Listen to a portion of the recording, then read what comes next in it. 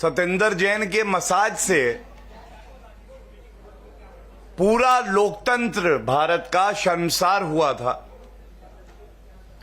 और तब हमने कहा था ये आम आदमी पार्टी नहीं है, ये स्पा मसाज पार्टी है। कोई और राजनीतिक दल होता और इतना शर्मसार करने वाला कृत्य कि जेल की सलाखों के पीछे एक भ्रष्टाचारी कट्टर बेईमान मंत्री का मसाज होता है, कानून का उल्लंघन करते हुए, तो उस पार्टी का मुखिया स्वयं कान पकड़ के जनता से माफी मांगता और कहता कि मुझे माफ कर दीजिए, जो संविधान की शपथ मैंने ली थी उसका पालन मैं नहीं कर पाया हूं। मेरा भ्रष्ट मंत्री जो कृत्य कर रहा है मैं तुरंत उसे बर्खास्त करता हूं। लेकिन बेशर्मी भी जिसे अपना गुरु मानती है वो अरविंद केजरीवाल और अराजक अपराध पार्टी है। आप अराजक अपराध पार्टी, उप मुख्यमंत्री एक्यूज नंबर 1 आबकारी घोटाले के मनीष सिसोदिया बाहर निकलते हैं और उसे सही ठहराते हुए कहते हैं किसी की बीमारी का मजाक नहीं उड़ाया जाता है, किसी की बीमारी का मजाक नहीं उड़ाया जाता है। जो प्रश्न जनता चीख चीख के पूछ रही थी,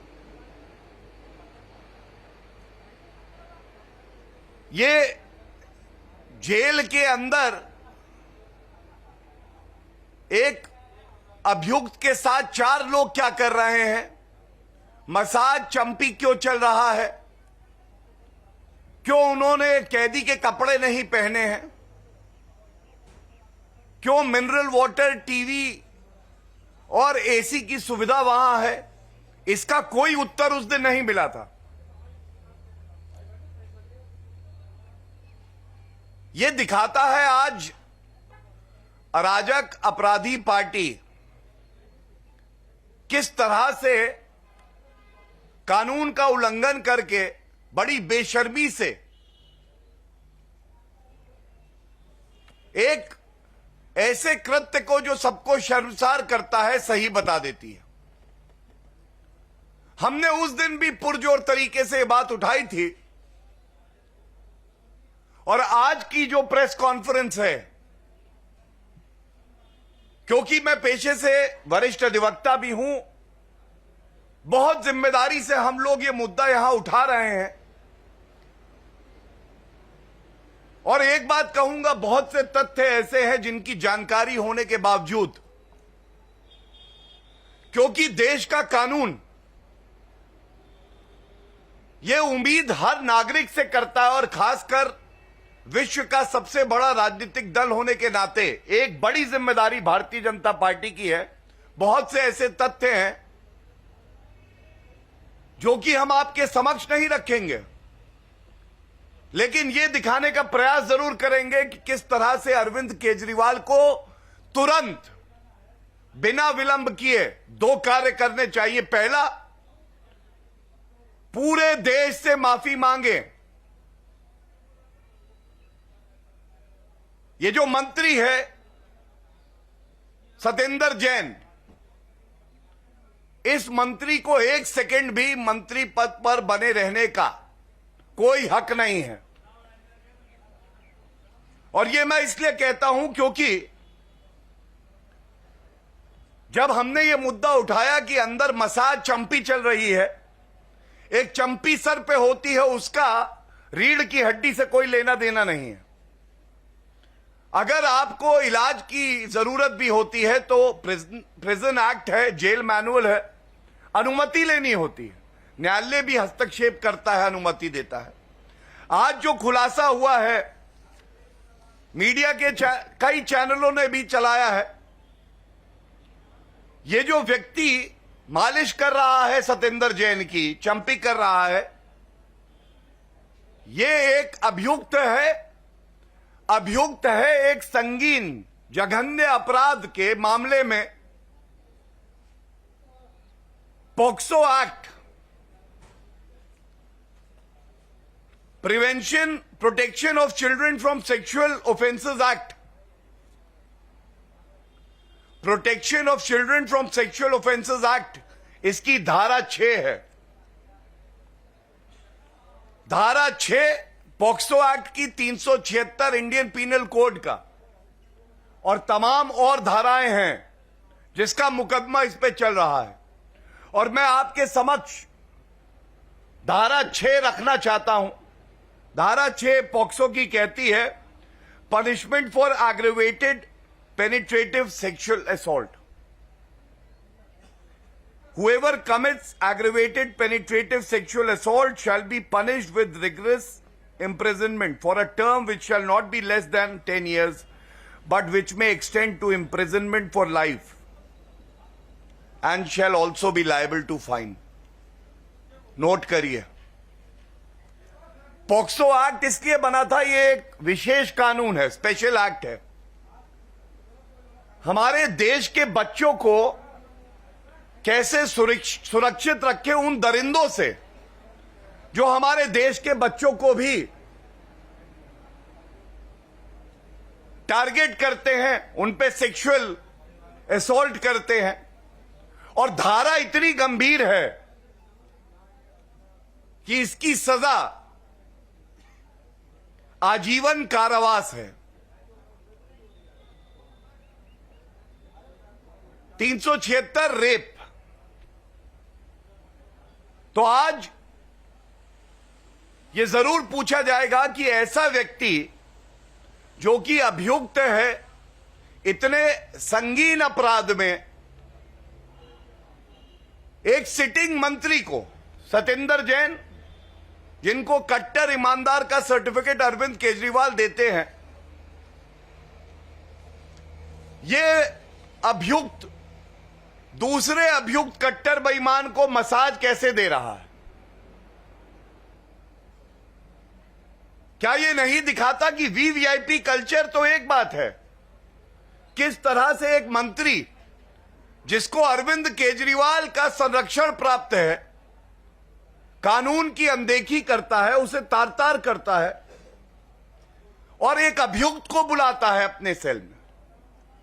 और वो अभियुक्त वो है जिसके ऊपर आप आरोप हैं कि एक बच्ची के साथ उसने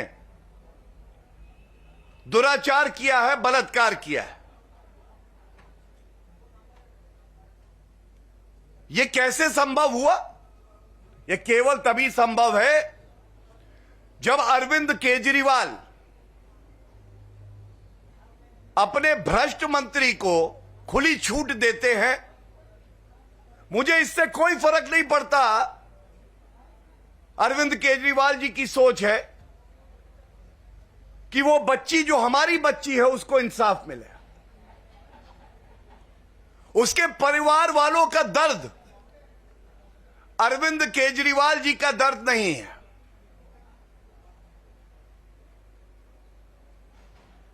पॉक्सो एक्ट में यहां तक प्रोटेक्शन है पीड़िता को कि उसका नाम नहीं लिया जाएगा, उसके डिटेल्स भी नहीं आएंगे। और जो मीडिया हमारा चौथा स्तंभ है लोकतंत्र का,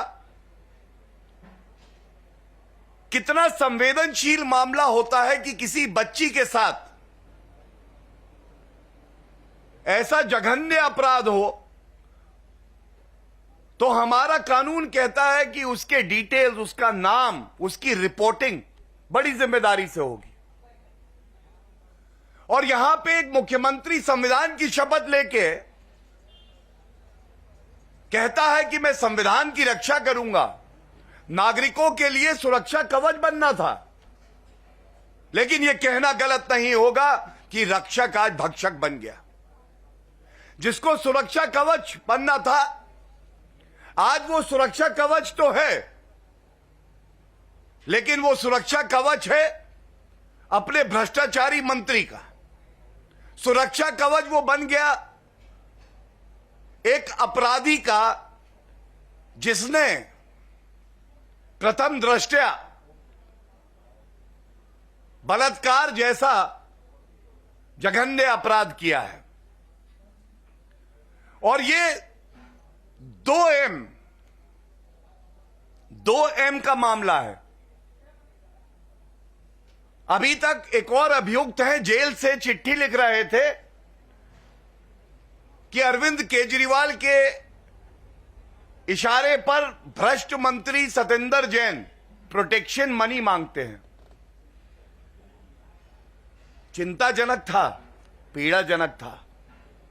लेकिन आज जो सामने आया है प्रोटेक्शन मसाज है। ये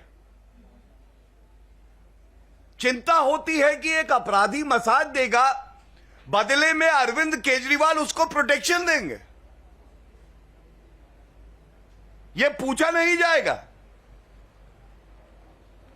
और अरविंद केजरीवाल जी, आप जहां कहीं छुपे हो, भारतीय जनता पार्टी आपको चेतावनी भी देती है और चुनौती भी देती है। चेतावनी यह देती है कि वो दिन दूर नहीं है, आप जनता से माफी मांगेंगे और जनता आपका हिसाब करेगी। और चुनौती यह देती है कि अगले 1 घंटे में आप जहां कहीं छुपे हो, अगर हिम्मत है तो बाहर निकलकर ये जो तथ्य सामने आए हैं, इन तथ्यों पे आप जवाब दें। पहला प्रश्न होगा,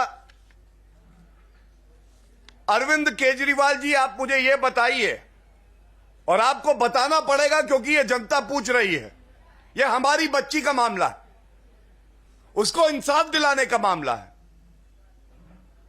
आप उस बच्ची के साथ और उसके परिजनों के साथ खड़े हैं इंसाफ दिलाने के लिए, या अभियुक्त के साथ खड़े? दूसरा, ये आज की सूची है, इनके ही दिल्ली सरकार के वेब पोर्टल से। ऊपर मनीष सिसोदिया एक्यूज नंबर 1 और तीसरे नंबर पे सतेंद्र जैन, आज मंत्री हैं। यह सवाल बार बार चीख चीख के पूछा जाएगा, ऐसा व्यक्ति जिसपे भ्रष्टाचार के आरोप हैं और उसके साथ आज जो उजागर हुआ है कि वो ऐसे व्यक्तियों को संरक्षण देता है जो कि बलात्कार के मामले में अभियुक्त हैं, ऐसे मंत्री को आप बर्खास्त क्यों नहीं कर रहे हैं? इसको प्रोटेक्शन क्यों दिया जा रहा है? और अगर अरविंद केजरीवाल जी, ये जिम्मेदारी आपके कमजोर कंधों के लिए बहुत बड़ी है, तो इस्तीफा दे दीजिए।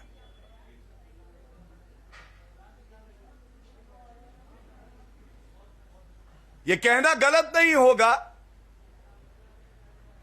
तेरे हाथ पर कोई खून का कतरा तो नहीं, तेरे हाथ पर कोई खून का कतरा तो नहीं, पर सब कहते हैं तुझसे बड़ा कोई कातिल भी नहीं। जिसके पास जनता ताकत देती है, अधिकार देती है, तो वो जवाब मांगती है। और अगर रत्ती भर भी संवेदनशीलता आप में बची है अरविंद केजरीवाल जी, ये बच्ची हमारी बच्ची है। आपको अपनी चुप्पी तोड़नी होगी और हमारे सवालों का जवाब देना होगा। इसके साथ मनीष सिसोदिया जी से भी मैं एक बात कहूंगा, आपका जमीर, जो कि ऐसा लगता है कब का अमृत है, वो जागे। और आपने एक गैर कानूनी कृत्य को जो सही ठहराया था, आज आप पूरे देश से माफी मांगेंगे। आज चुनौती अरविंद केजरीवाल को यह भी दी जाएगी, किसी भी सार्वजनिक मंच से अगर हिम्मत है तो इस विषय पे चर्चा करिए। यह दर्शाएगा कि आप में अभी भी थोड़ी सी संवेदनशीलता बाकी है। और मैं इतना ही कह के अपनी वाणी को विराम दूंगा कि किसी बच्ची की अस्मिता को इस तरह से खत्म मत करिए, उसका मजाक मत उड़ाइए। किसी परिवार की अस्मिता को अपनी राजनीतिक सहूलियत मत बनाइए। इससे ज्यादा गंभीर कोई और मामला हो नहीं सकता है। और भ्रष्टाचार के जो मुद्दे हमने उजागर किए हैं वो तो किए ही हैं, लेकिन यह प्रेस वार्ता चिंताजनक है, पीड़ा देती है। और इसीलिए हम सब एक नागरिक होने के नाते भी ये उम्मीद करते हैं कि दिल्ली के मुख्यमंत्री अपनी चुप्पी तोड़ेंगे और जो कार्रवाई हमने बताई है, जिसकी उम्मीद हम आपसे करते हैं, वो कार्रवाई आप तुरंत करेंगे बिना विलंब। धन्यवाद।